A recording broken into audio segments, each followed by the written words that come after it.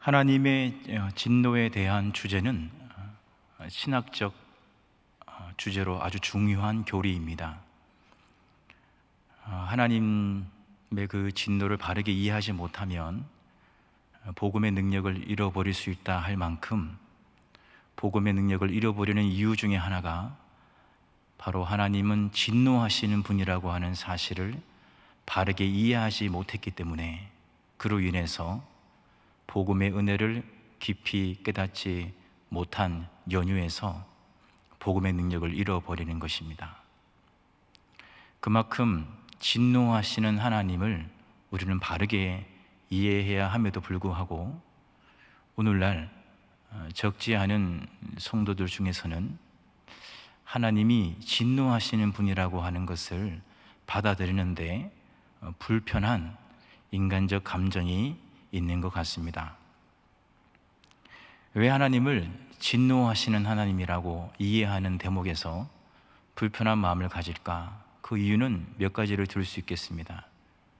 그 중에 하나는, 하나님은 사랑의 하나님이십니다. 하나님은 선하신 하나님이십니다. 하나님은 좋으신 하나님이십니다. 이런 하나님의 표현이 내 신앙생활에 유익하다는 것입니다. 하나님이 진노하신다, 하나님이 심판하신다 라고 하는 것이 너무 불편하고, 또 그 크신 사랑을 베푸시는 그 하나님을 불경건하게 표현하는 듯한 그런 생각을 하기 때문이죠. 또 하나는 하나님의 감정이 너무 변덕스럽게 느껴지는 대목이 있다는 것입니다. 사랑하시다가 또 미워하시다가, 또 용서하시다가 진노하시다가, 하나님의 감정이 너무 예민하다, 변덕스럽다라는 생각이 들기 때문이죠. 신학적으로 접근해 보면 사실 오늘 현대 신학 가운데서도 진노하시는 하나님을 거부하려고 하는 그런 신학적 성향의 부류에 있는 사람들이 있습니다. 예수 그리스도를 이 땅에 보내셔서 십자가에 죽기까지 우리를 사랑해 주셨는데, 그 크신 사랑의 하나님이 인간을 진노하고 심판한다는 것은 있을 수 없는 것이라는 것이죠. 그래서 이 부류에 있는 사람들 가운데 극단적으로 치우치는 사람들은 지옥도 없다라고 말하는 사람도 있습니다. 어떻게 하나님이 지옥을 만들어서 그 사랑하는 사람들, 죄를 지었다고 해서 지옥에 그렇게 영원토록 둘 수 있단 말인가? 만약에 지옥이 있다 하더라도 마치 유치장처럼 잠깐 그 죄의 값을 치를 수 있을 만큼 그곳에 거하고 있다가 이제 나오도록 그렇게 하나님이 하신다는 것입니다. 그럴듯한 이야기입니다. 요즘 현대 사회의 흐름이 그렇지 않습니까? 말하는 화자는 그런 뜻으로 말한 것이 아닌데, 듣는 청중이 그렇게 이해하고 들었다라고 한다면 또 그것이 중요한 스토리가 되어버리고, 또 저자가 그렇게 쓴 뜻이 있는데 그 책을 읽는 독자가 나는 이것을 이렇게 해석했다, 난 이것을 이렇게 이해했다라고 하면 그것으로 족한, 그래야 텍스트가 중요한 것이 아니라 컨텍스트가 중요한 그런 포스트 모더니즘에 우리는 영향을 받고 있는 것이죠. 그러다 보니까 이 성경을 바라보는 관점도 크게 두 가지로 나누게 됩니다. 교황 제도가 도입되면서 교황의 권위를 세우기 위하여서 해석자의 해석이 중요하다. 그래서 성경에 나와 있는 본문의 문자적인 의미보다는 그것을 해석하는 사람의 영적인 의미, 신비적인 의미, 도덕적이고 윤리적인 의미로 풀면 그것으로 하나님의 말씀을 이해하려고 하는 알레고리적 성경 방법이 있습니다. 이것은 주로 오늘날 천주교회에서 주로 사용하는 성경 해석 방법입니다. 그러나 우리가 속해 있는 개혁 신학의 토대를 두고 있는 우리 개신교는 역사적 성경 해석 방법을 사용하고 있습니다. 이것은 여러분이 잘 알고 있는 방식입니다. 성경 말씀, 이 본문의 의미는 무엇이며 이 본문의 의도는 무엇인가, 그리고 이 본문이 기록되어졌던 그 당시에 역사적인 배경과 문화적인 배경이 무엇인지를 종합적으로 검토해서 기록된 말씀, 이 성경이 내게 주는 뜻이 무엇인가 하는 것이죠. 여러분, 하나님은 진노하시는 하나님이십니다. 왜냐하면 성경에 기록되어져 있기 때문입니다. 성경에 보면 하나님은 진노하신 하나님이라는 사실을 창세기 1장부터 쭉 내려가다 보면 쉽게 우리는 찾아볼 수가 있습니다. 하나님이 세상을 창조하신 이후에 인간을 창조하시고 심히 좋았다라고 말씀하셨습니다. 토브라고 하는 히브리어, 좋다. 피조 세계를 보고 좋으셨지만 인간을 보시고 심히 좋으셨다라고 말씀하셨습니다. 그런 최초 인류의 시작이 되는 아담과 하와가 죄를 지었습니다. 선악을 알게 하는 나무 씨가는 먹지 마라. 하나님 그 말씀에 불순종하여 죄를 지었습니다. 어떻게 하셨습니까? 하나님이 최초의 인간인데 하나님은 진노하셨습니다. 그리고 심판하셔서 에덴 동산에서 아담과 하와는 쫓겨났습니다. 동생 아벨을 죽인 가인은 하나님이 진노하셨습니다. 그리하여 유리방황하는 삶을 살게 하셨습니다. 노아 때에는 세상에 죄가 관영했다 그랬습니다. 온 세상에 죄가 가득했다라고 성경은 표현하고 있습니다. 그런 까닭에 하나님이 진노하셨습니다. 창세기 6장부터 9장까지를 읽어 내려가다 보면 이 세상을 물로 심판하신 홍수 심판이 나옵니다. 소돔과 고모라는 어떠합니까? 성경은 죄악이 심히 무거워라는 표현을 쓰고 있습니다. 소돔과 고모라 그 성읍에 인간의 눈으로 볼 때는 부족함이 없는 풍요로운 도시였지만 하나님이 보시기에는 죄악이 심히 무거웠다라고 보셨습니다. 그래서 전무후무한 유황과 불로 심판하셨습니다. 우리가 잘 알고 있는 하나님의 전쟁이라고 불려지는 가나안 정복 전쟁은 어떠합니까? 아이성 전투의 시작은 실패였죠. 그 이유는 아간이라고 하는 사람이 신할산 외투 한 벌과 은 200세켈 그리고 금 50세켈을 하나님께 바치지 않고 전쟁 후에 그것을 몰래 자기 천막에 숨겨두었습니다. 그 한 사람이 하나님의 말씀을 어긴 것입니다. 근데 하나님은 그걸 넘어가지 아니하셨어요. 진노하셨습니다. 그래서 공동체 앞에 낱낱이 드러나게 하시기 위해서 제비를 뽑게 하셔가지고 결국에는 아간 혼자 홀로 남게 하셔서 하나님의 말씀을 어긴 죄인이 아간이라고 하는 것을 공동체 앞에 밝히 드러내셨습니다. 그래서 아간이 심판을 받습니다. 여러분, 이 시점이 어떤 시점입니까?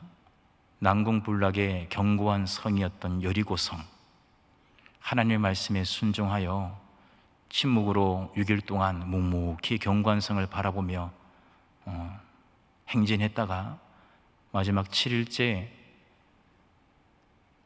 온 이스라엘 백성이 한 마음으로 소리를 외쳤더니 그 견고한 성벽이 무너진 것입니다. 그래서 무혈입성하여 승리한 전쟁 직후에 있었던 전쟁이 이 아이성 전쟁입니다. 그러니까 분위기가 너무 좋은데 하나님 말씀대로 그대로 순종해서 난공불락의 여리고 성도 무혈입성할 정도로 분위기가 이렇게 좋은데 그 한 사람이 그거 하나님께 드리지 않고 숨겼다고 하나님은 분위기를 싸늘하게 만드신 것입니다. 아간을 심판하신 것입니다. 이스라엘은 하나님의 선민 백성이었지만 하나님은 넘어가는 법이 없었습니다.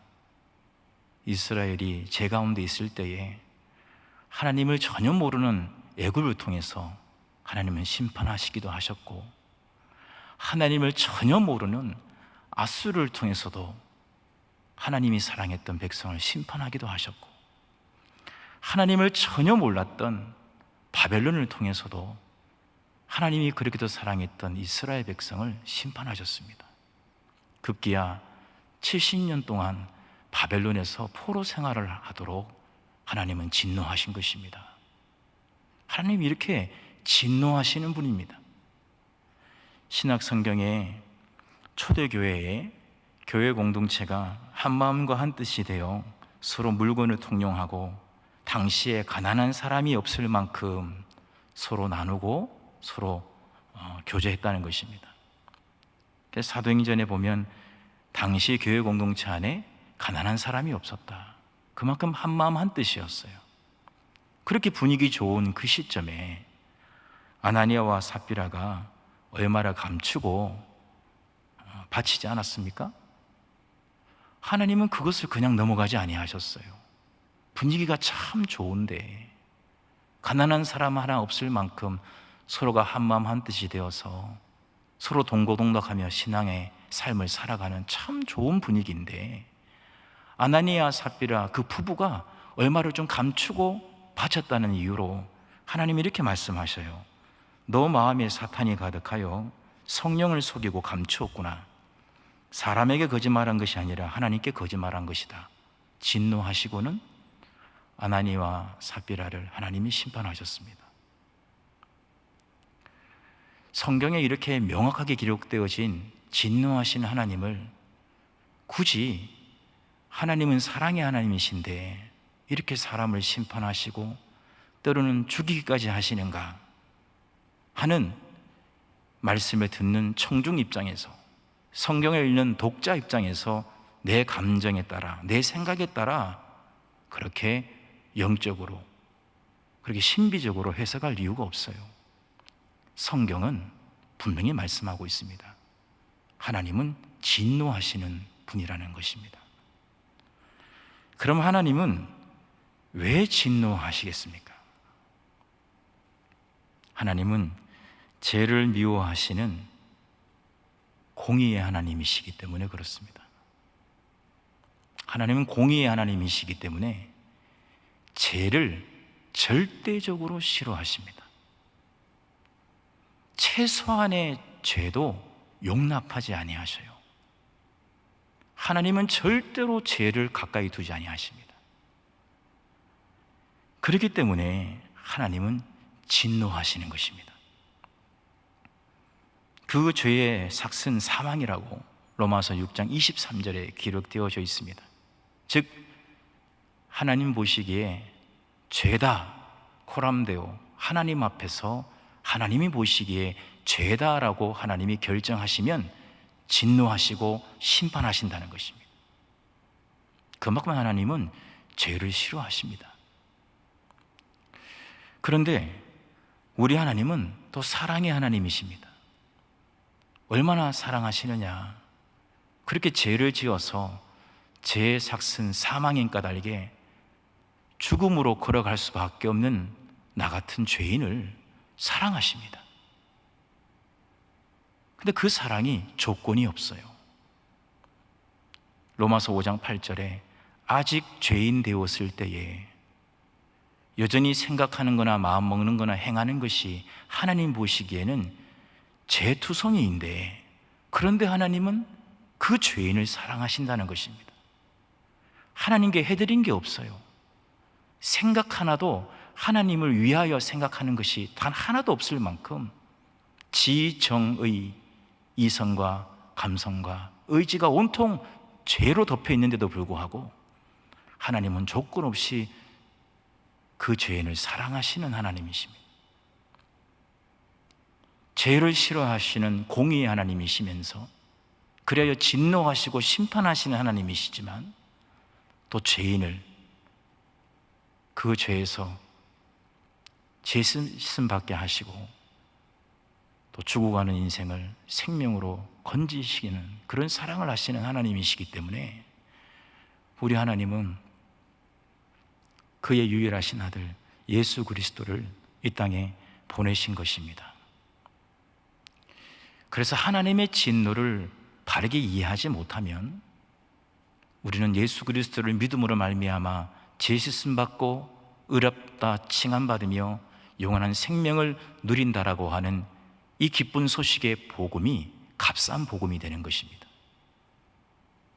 그래서 예수 그리스도는 십자가상에서 하나님 앞에서는 죄를 심판하셔서 죽음의 형벌을 내리셔야 하는 하나님의 공의 앞에 서 있는 대신적 죽음을 감당하시는 예수님이 되시는 것이고, 십자가에서 예수님이 인간을 향해서는 죄로 죽을 수밖에 없는 인간이 하나님의 그 크신 사랑으로 예수 그리스도의 대속으로 말미암아 용서받고 죄 씻음 받고 의롭다 칭함받아 영생 누리도록 하시는 그런 대신적 죽음을 우리 예수님이 감당하신 것입니다. 그래서 십자가는 하나님의 진노 중에 가장 큰 진노가 십자가에서의 진노였으며, 하나님의 사랑 중에 가장 큰 사랑이 십자가에서의 사랑이었습니다.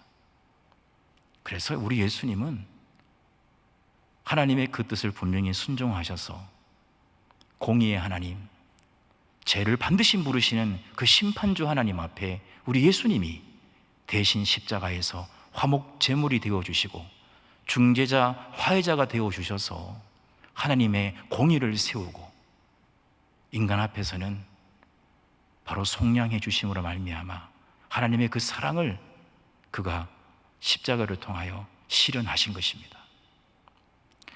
그런 까닭에 하나님의 진노를 모르면 인간은 금세 방종하게 됩니다. 우리가 요즘 믿음 생활을 하면서도 혹시 방종한 삶을 살고 있지는 않습니까? 그렇다면 진노하시는 하나님을 우리가 잊어버리고 있는 것입니다. 하나님은 반드시 심판하십니다. 그래서 오직 예수인 것입니다. 우리는 죽을 수밖에 없어요. 그러나 예수입니다. 오직 예수입니다. 예수 그리스도를 믿기 때문에 우리는 진노받아 죽을 수밖에 없는 인생이지만 이렇게 예수로 말미암아 하나님의 은혜로 살아가고 있는 것입니다. 하나님은 반드시 진노하시기 때문에, 그 죄를 반드시 심판하시기 때문에 우리는 예수를 믿는 것입니다. 예수를 믿지 않고는 우리는 결단코 우리의 죄를 해결할 방법이 없기 때문입니다. 오늘 성경 본문 말씀에 보니까 하나님의 진노가 나타났다고 했습니다. 사도 바울을 통하여 증언하시는 로마서 1장 18절에서 23절에 나오는 하나님의 진노는 왜 일어났을까요? 진리를 막는 사람들이 있다는 것입니다. 진리를 막는 사람들에게 하나님이 진노하신다고 말씀하셨습니다. 이렇게 될 것입니다. 그래야 진리를 막는 사람들은 돌이켜야 합니다. 예수 그리스도를 믿음으로 돌이켜야 합니다. 그러면 그 사랑의 하나님이 주시는 복음의 능력을 드릴 수가 있습니다. 진리를 막는다. 이 막는다고 하는 것은 능동적이고 적극적인 표현입니다. 그저 어떻게 하다 보니 그렇게 된 것이 아니라 의도적이고 계획적이고 아주 철저하게, 아주 적극적으로 하나님의 진리를 막으려고 작정했다라고 느껴지는 자세입니다. 하나님의 진리, 그 하나님의 뜻, 하나님의 거룩함을 훼손하고 하나님의 영광을 침해하는 이런 진리를 막는 사람들을 하나님은 반드시 진노하신다는 거예요. 그래서 그 진리를 막는 사람들을 오늘 18절에 보니까 경건하지 않다, 불의하다 이렇게 말씀하고 있습니다.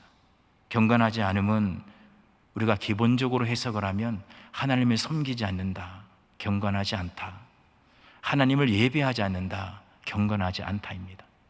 불의하다는 것은 하나님의 뜻을 거역하다, 하나님의 뜻을 순종하지 않는다, 이것이 불의입니다. 오늘날 하나님의 진노는 임합니다. 누구에게 임합니까? 하나님의 진리를 적극적으로, 능동적으로, 계획적으로 해방하고 침해하기 위하여 나선 사람들, 하나님은 진노하셔요. 이 사실을 우리가 믿기 때문에 우리는 이 세상에서 좁은 문을 선택하는 것입니다. 모두가 다 그 길을 선택한다 할지라도 하나님의 공의가 있다는 사실을 믿기 때문에, 하나님의 진노와 심판이 있다는 사실을 믿기 때문에 오늘은 우리는 주변을 둘러보지 아니하고 오직 내게 허락하신 그 길을 묵묵히 걸어가는 것입니다. 경제적 손실이 있고 건강에 손실이 있다 할지라도 그 길을 걸어가는 이유가 우리 하나님은 심판하시는 하나님이라는 사실을 믿기 때문에 우리는 걸어가는 것입니다. 오늘 19절에 보니까 하나님을 알만한 것이 그들 속에 보인다라고 말씀하셨습니다. 이것은 기록된 성경과 같은, 또 계시된 말씀이라고 할 수 있는 예수 그리스도와 같은 그런 특별 계시가 아니라 바로 일반 계시라고 하는 신학적 용어인데, 하나님을 알만한 것이 그들 속에 보인다. 그 이유는 하나님께서 20절에 창세로부터 그에 보이지 아니하는 것들, 곧 그의 영원하신 능력과 신성이 그가 만드신 만물에 분명히 보여 알려졌느니라. 하나님은 세상을 만드셨기 때문에 이 세상에 하나님을 안 믿는 사람들은 그들 스스로를 무신론자다, 무신이다, 나는 신을 믿지 않는다, 무신론자라고 말하지만, 우리는 세상을 하나님이 만드셨다는 사실을 믿기 때문에 우리는 그들을 볼 때 무신론이라고 보기보다는 불신자라고 보는 것이죠. 왜요? 하나님은 계시기 때문에. 그런데 그와 같은 사람에게도 하나님을 아는 지식이 있다는 것입니다. 그 이유가 하나님이 창조하셨기 때문이라는 것입니다.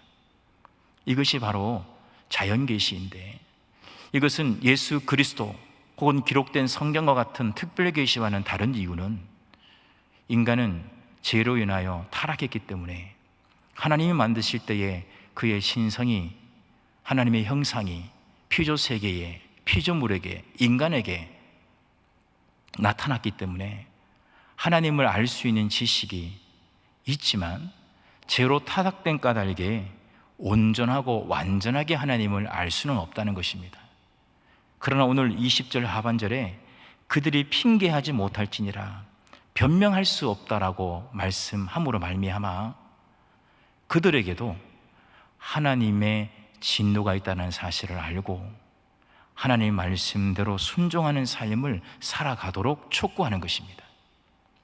그래서 예수 그리스도의 복음을 받아들임으로 구원은 받는 것이지만, 그러나 예수 그리스도로 구원받지 못했다 할지라도 그와 같은 사람 안에는 하나님을 알만한 것이 있기 때문에 하나님은 그들이 짓는 죄에 진노하시는 것이고, 그 하나님의 진노의 책임은 바로 그 사람에게 있다는 것을 우리에게 말씀해 주고 있습니다. 이 대목에서 우리 믿는 그리스도인들은 더 경각심이 이루어지는 것입니다.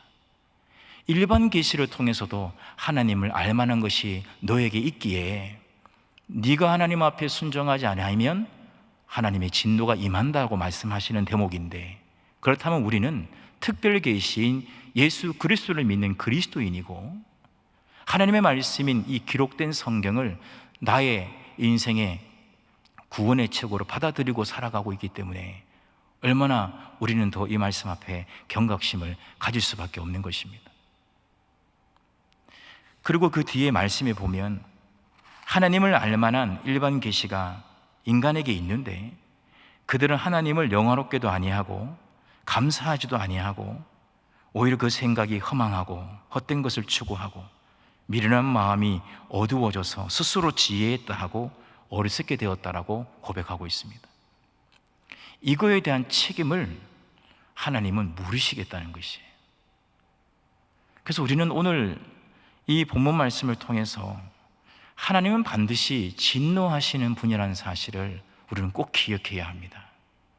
그래야 하나님의 은혜가 되는 것입니다. 그래야 구약에, 신약에 기록되어진 인간적 입장에서 생각할 때, 독자 입장에서, 청중 입장에서 생각할 때 하나님이 너무하시다라고 느껴지는 그 대목조차도 그것을 신비적으로 영적으로 해석할 것이 아니라 하나님은 죄를 시원하시고 미워하시기 때문에 죄는 반드시 진노하시고 심판하신다는 사실을 기억하고 우리가 죄로부터 멀어지기 위하여 하나님 말씀에 철저히 순종하기 위하여 성령의 도우심을 구해야 하는 것입니다. 하나님께 감사하지 아니하고 하나님의 은혜로 살면서도 자기의 힘으로 사는 것처럼, 자기의 능력으로 사는 것처럼 오만하고 독단하고 독선적으로 살아가는 자, 하나님은 심판하신다는 것입니다. 그와 같은 사람이 마지막 하나님 앞에 짓는 죄악의 최고봉은 바로 23절 하반절에 우상으로 바꾸었느니라 라는 말씀입니다. 우상입니다. 그렇습니다. 우상 숭배는 하나님이 진노하시는 죄악의 최고봉에 있는 것입니다. 하나님의 백성답게 살 수 있도록 주신 십계명의 제1계명은 너는 나 외에는 다르신 이들을 내게 두지 말라는 것입니다. 하나님만을 사랑하고 하나님만을 섬기라는 것입니다. 우상 숭배하지 말라는 것입니다. 이 계명은 또 구체적으로 나와 있습니다. 너를 위하여 새긴 우상을 만들지 말고 절하지 말며 섬기지 말아라. 다른 십계명과 달리 뒷부분에 하나님의 심판과 은혜가 기록되어져 있습니다. 우상을 만들고 절하고 섬기는 자는 죄를 갚으시는데 3, 4대까지 갚으시겠다는 것입니다. 그러나 하나님의 말씀을 사랑하고 그 계명을 지키는 자는 1000대까지 은혜를 베푸겠다라고 뒤에 기록되어져 있습니다. 제3계명은 하나님의 이름을 망령되이 부르지 말라는 것입니다. 하나님이 하시겠어? 하나님은 못하셔. 다른 신의 이름을 부르기 시작하는 것이죠. 인간이 만든 다른 신 말입니다. 오늘날 우상이 점점점 많아지고 있습니다. 우리 믿는 사람들도 내 안에 하나님 외에 다른 것을 섬기고 있습니다. 그 섬김을 우리 하나님은 싫어하시는 것입니다. 하나님이 제일 싫어하는 것이 우상 숭배이며 그 우상 숭배를 하나님이 진노하신다면 우리는 다시 한번 하나님의 말씀으로 돌아가야 할 것입니다. 그럼 어떻게 해야 되겠습니까?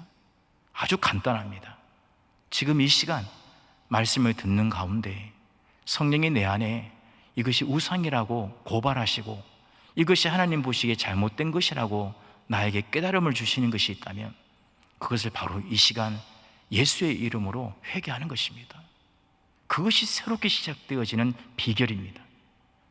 십자가의 도는 세상 사람들이 볼 때는 미련하다 그랬습니다. 아무것도 아니라고 보는 것입니다. 그러나 하나님의 진노를 피할 수 있는 유일한 방법, 죽음에서 생명으로 옮길 수 있는 유일한 방법, 반드시 죄를 심판하시고 진노하시는 그 공의의 하나님 앞에 사랑의 은혜를 덧입을 수 있는 유일한 방법은 오직 예수입니다. 오직 복음입니다. 오직 말씀입니다. 그리하여 이 혼탁한 세대를 살아가고 있는 우리들, 정말 소돔과 고모라처럼 죄가 관영한 시대를 살아가고 있고 노아 홍수 시대처럼 죄가 무거워지고 있는 이 시대를 살아가고 있는데 오늘은 수요일입니다. 하나님이 부르신 주일 예배를 드린 이후에 하나님이 보내신 삶의 자리에서 열심히 땀 흘리며 삶의 예배를 드리다가 이제 제 3일 밤 수요일 하나님 앞에 예배 드리면서 나는 지난 월요일, 화요일, 오늘 이르기까지 하나님께서 진노하시는 죄를 지은 것은 없는지 돌아보는 것입니다. 어찌 보면 수요일 예배가 그래서 중요한지도 모르겠습니다. 하나님, 나를 용서하여 주옵소서. 예수 그리스도로 말미암아 다시 한번 새롭게 일어서기를 원합니다 라고 고백한다면 우리 하나님은 이 시간 새롭게 은혜를 부어주시고 용기를 불어넣어 주실 것입니다. 신명기 8장 11절에서 20절까지 말씀을 제가 봉독하겠습니다. 내가 오늘 명하는 여호와의 명령과 법도와 규례를 지키지 아니하고 하나님 여호와를 잊어버리지 않도록 삼갈지어다. 내가 먹어서 배부르고 아름다운 집을 짓고 거주하게 되며 소와 양이 번성하며 은과 금이 증식되며 소유가 다 풍부하게 될 때에 너의 마음이 교만하여 하나님 여호와를 잊어버릴까 염려하노라. 여호와는 너를 애굽 땅 종되었던 집에서 이끌어내시고 너를 인도하여 광대하고 위험한 광야, 불뱀과 정갈이 있고 물이 없는 간조한 땅을 지나게 하셨으며 너를 위하여 단단한 반석에서 물을 내셨으며 조상들도 알지 못하던 만나를 광야에서 먹이셨나니 이는 다 너를 낮추시며 너를 시험하사 마침내 복을 주려 하심이었느니라. 그러나 내가 마음에 이르기를 내 능력, 내 손의 힘으로 내가 이 재물을 얻었다 말할 것이라. 하나님 여호와를 기억하라. 내게 재물 얻을 능력을 주셨음이라. 이같이 하심은 조상들에게 맹세하신 언약을 오늘과 같이 이루려 하심이니라. 내가 만일 하나님 여호와를 잊어버리고 다른 신들을 따라 그들을 섬기며 절하면 내가 너희에게 증거하노니 너희가 반드시 멸망할 것이라. 여호와께서 너희 앞에 멸망시키신 민족들 같이 너희도 멸망하리니 너희가 너희 하나님 여호와의 소리를 청종하지 아니함이니라. 그렇습니다. 하나님의 진노는 오늘도 이루어지고 있습니다.